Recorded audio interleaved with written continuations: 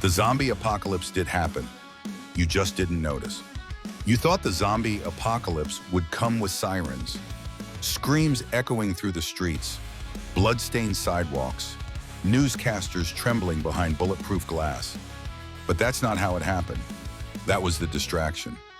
The real apocalypse was quiet, polite, packaged, and you didn't even flinch. You think you're not infected, that you're one of the lucky ones. But tell me, when was the last time you held a thought that didn't come from a screen? When was the last time you sat in silence without grabbing your phone just to check something? When was the last time you looked at someone and actually saw them? Let's rewind.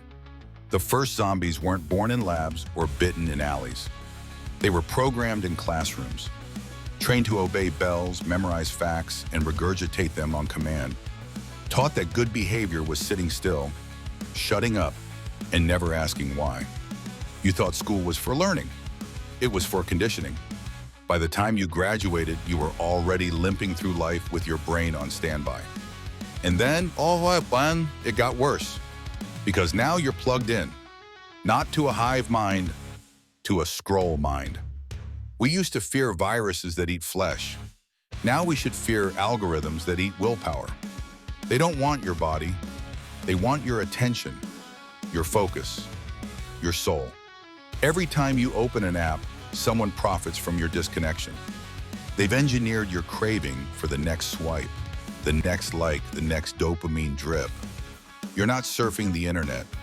The internet is surfing you. Still think the apocalypse didn't happen? Go outside. Watch people in cafes, couples at dinner, families in parks, eyes down, thumbs twitching, faces glazed. You're surrounded by the walking dead. The only difference is they recharge with USB cables. This isn't a warning.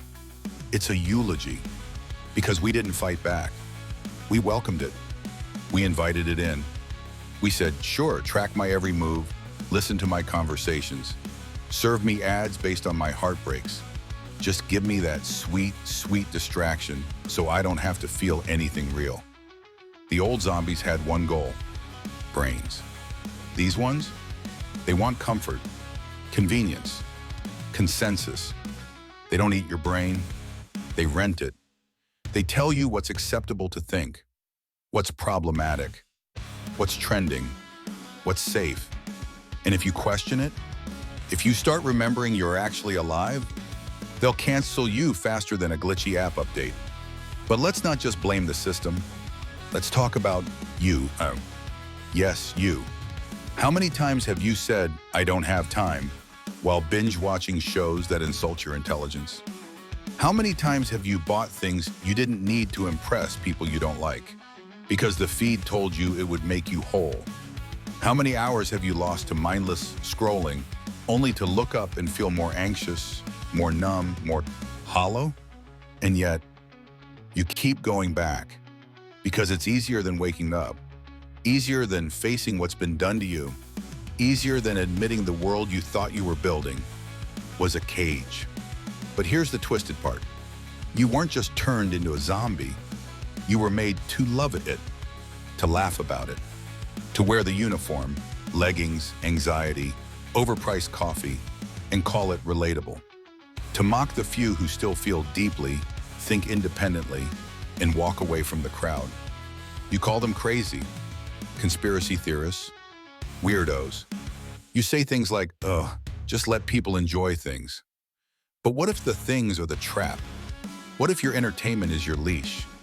What if your opinions were preloaded into you by a machine you mistake for yourself? What if your identity is nothing more than an outfit you were handed and told to wear proudly? So long as you never ask where it came from. Want to know how the real zombie apocalypse happened? It happened when humanity chose sedation over sensation, distraction over direction, obedience over awareness. It happened when the world became a touch screen and we forgot how to touch each other. Look around.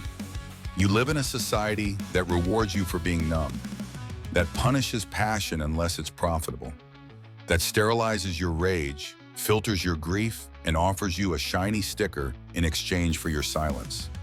Still think this is dramatic? Okay, then answer this. Why does everything feel a little off? Why do so many people walk around like they're just waiting to die? Why does joy feel dangerous and boredom feel safe?